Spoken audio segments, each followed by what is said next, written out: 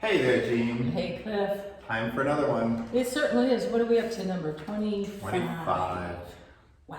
I just learned in Spanish yesterday, 25. 25.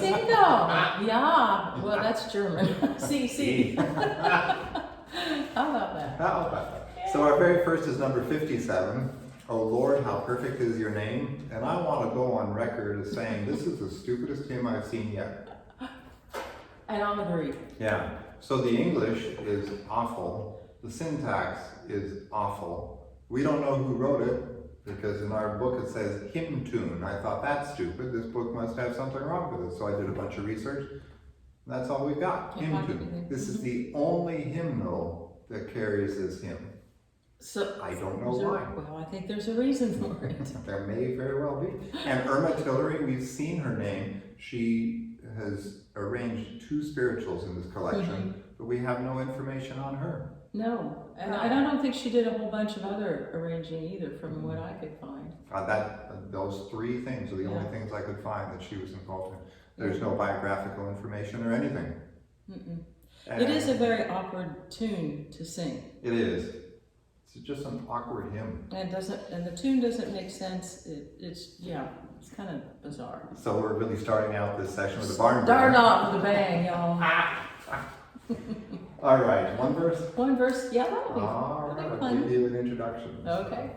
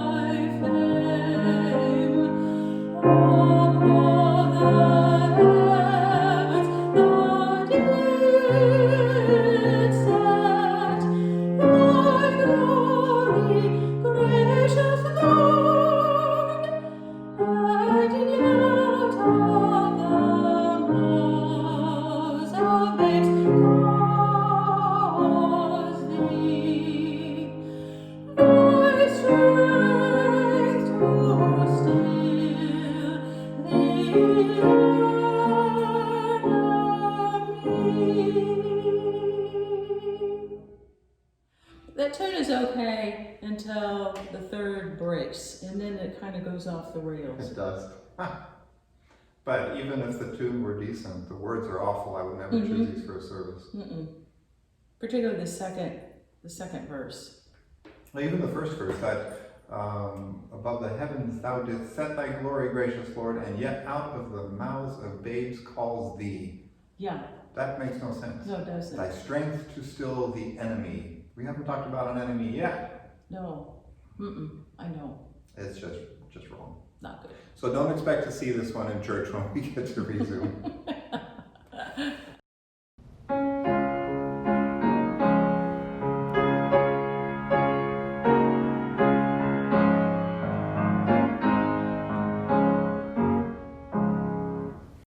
Okay, so the next one is number 58, The Lord is My Light.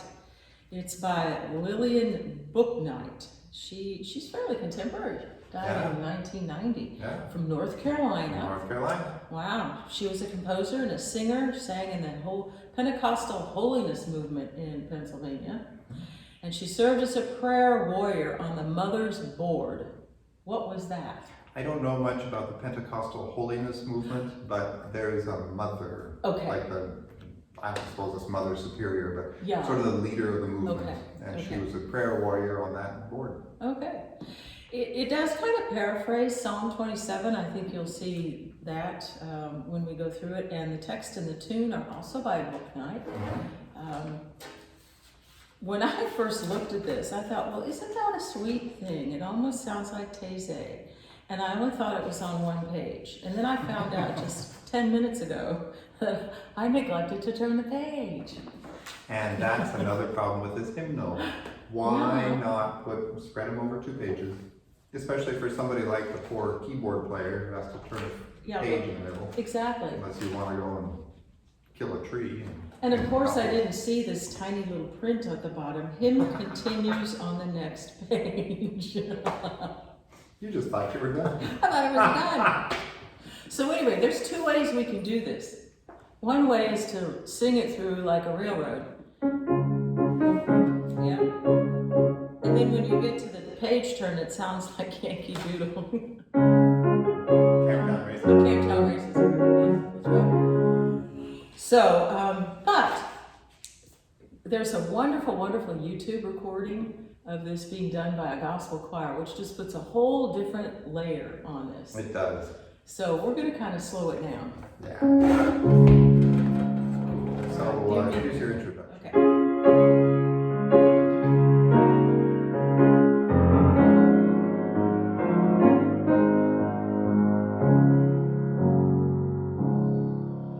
The Lord is my light and my salvation. The Lord is my light and my salvation. The Lord is my light and my salvation. Whom shall I fear? Whom shall I fear? Whom shall I fear? The Lord is my light of my life. Whom shall I fear? In the time of trouble, He shall hide me. Oh, in the time of trouble, He shall hide me. In the time of trouble, He shall hide me. Whom shall I fear? That slowing down, gospeling it a little bit works. Yeah, yeah, I like it.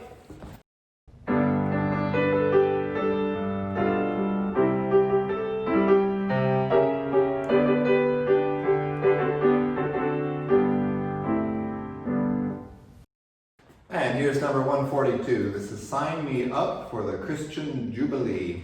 So this was by Kevin Yancey and Jerome Metcalf. There's not much that I could find on these two either. Mr. Yancey was the director of the Fountain of Life Joy Choir, which made a recording in 1978. This is on it, and it's kind of fun. Is this the one that's on YouTube? It is. There's It another YouTube one you need to look up.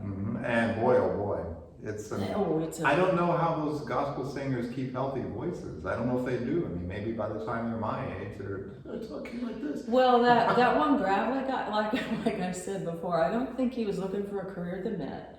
So, you know, it's just, it's character, it's kind of character. Yeah.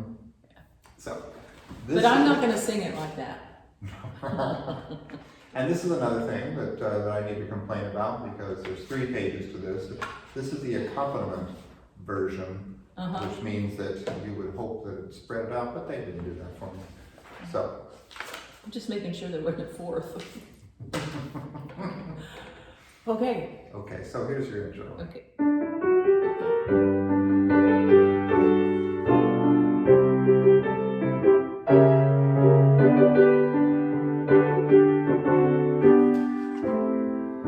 Sign me up for the Christian Jubilee. Write my name on heaven's roll, for I've been changed since the Lord has lifted me. I want to be ready when Jesus comes. When Jesus comes, oh, the trumpet shall sound loud when my Savior comes. Oh, the saints in Christ shall rise. Oh, I'm glad.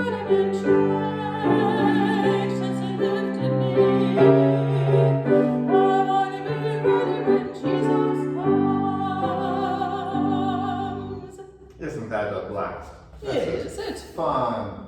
And the interesting thing is, it should not be with a keyboard, because that's a good SATV thing down below. Yes, it is. That'd be nice. Uh-huh. Soloist. Uh-huh. That could be fun. Yeah.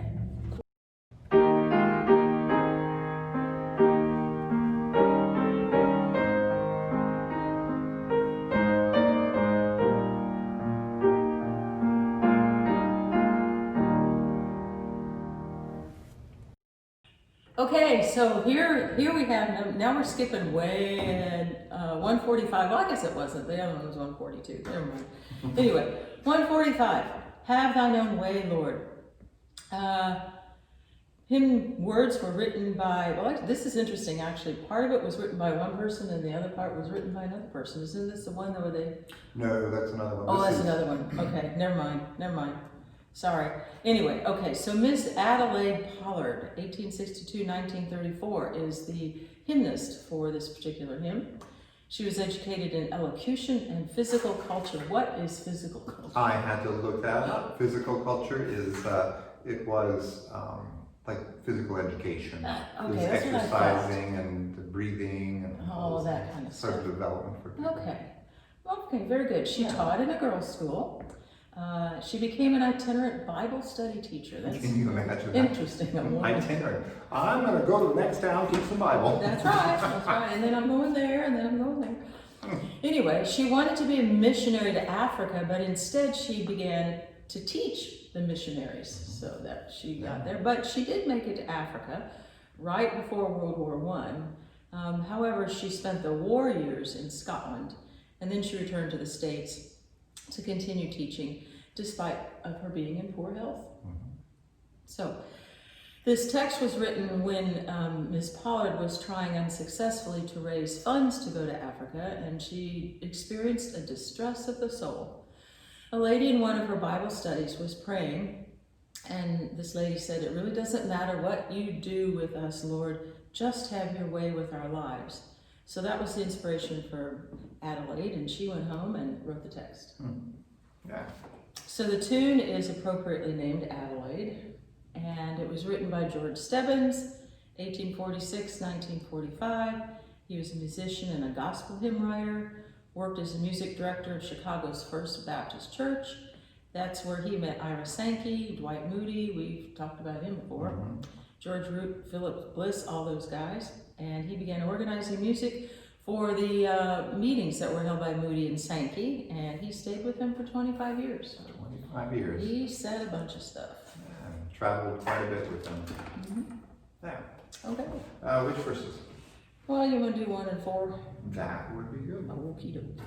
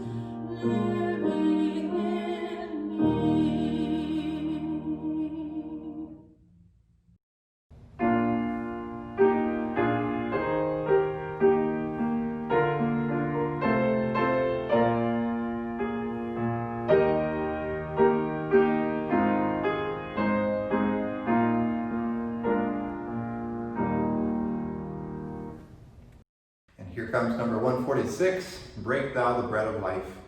Mary Artemisia Laughberry. People used to have such cool middle names. They did. Artemisia. Yeah, I know. 1841 to 1913. She was a professional artist and she contributed to periodicals of the Methodist Sunday School Union.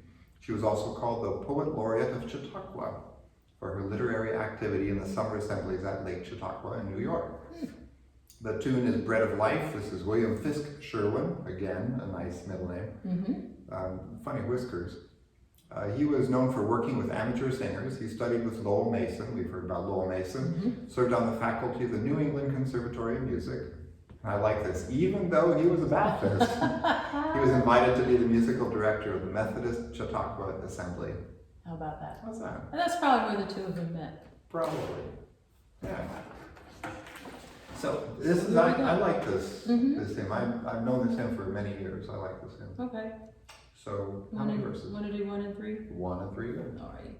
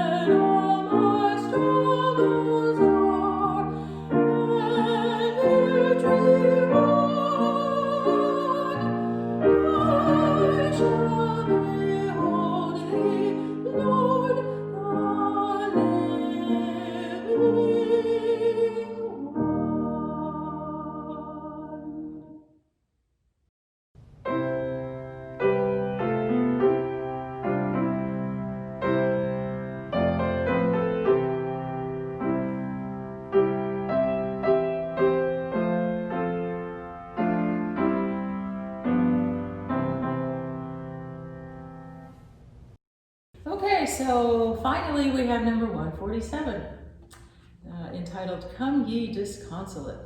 This is the one that has two different authors for all the verses. First one was Thomas More, who's Irish, 1779-1852. He studied law in London and was appointed Admiralty Registrar in Bermuda. That's interesting, isn't it? His popular poems included Believe Me If All Those Endearing Young Charms and The Last Rose of Summer, which is very well And known. both of those poems have been set to music. Yes, So, many times. yeah. His only contribution to hymnody is 32 texts set to national airs. That's interesting. Of which this was probably one set to a national air by Samuel Webb. Yeah, How interesting. it is interesting. Yeah. And he only wrote the first and second verse. So then you have Thomas Hastings, who's an American, and we talked about him last week. He was the self-taught musician who helped establish church and public music in the European norm of theory.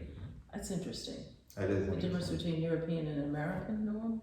Well, because at the time, the European, if you went to Europe, that's where you learned all the good stuff about music. People Yeah, would go and learn study Bach. with all this. They Yeah. studied with Mendelssohn, they studied with Reinecke and all these crazy All guys. those folks. Liszt. Yes. Anyway, he wrote verse 3. So then our tune name is appropriately called Consolator, written by Samuel Webb, another Englishman. He's an interesting background. He used to apprentice as a cabinet maker, but at 20 he decided he wanted to study music. So he became a music copyist. He got the attention of an organist by the name of Karl Barnband, who became his teacher. And then he proceeded to be the organist for the Roman Catholic chapels at the Sardinian and Portuguese embassies. Isn't that fascinating? Fascinating, interesting life he. I never knew they had organs in embassies. But No, well, they must have, maybe they did chapel services, They must have, yeah. something like that. Yeah, interesting. Anyway, so, here's this hymn. All right. And, I don't know, what do you want to do? We'll do 1 and 3 because then you'll hear one by Thomas More and one by Thomas Hastings. There you go, that works.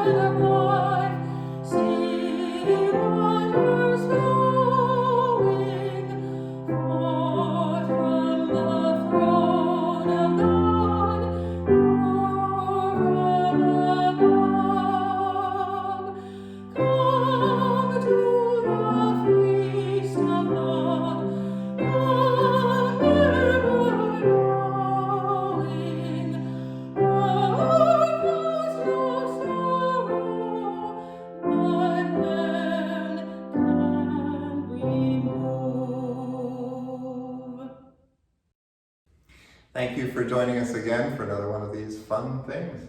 Yes. Yeah. Next week, tune in for spirituals. We have another 9 spirituals to do. And that wraps just about all of them up that we can do, right? There's, I think there's a week after that, Oh, okay. and then the week following that, I think there's only 2 Christmas tunes left, so we may just do those 2 tunes and maybe some Other nice favorites. holiday type Yeah, things. that would be good. Yeah, that'd be fun. Yeah. So. Okay. Yep.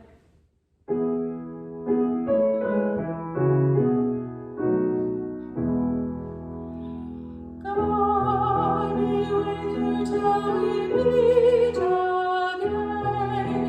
When the sparrows thick confound you, put unfailing arms around you. God be with you till we meet again. Peace. God's peace, everyone.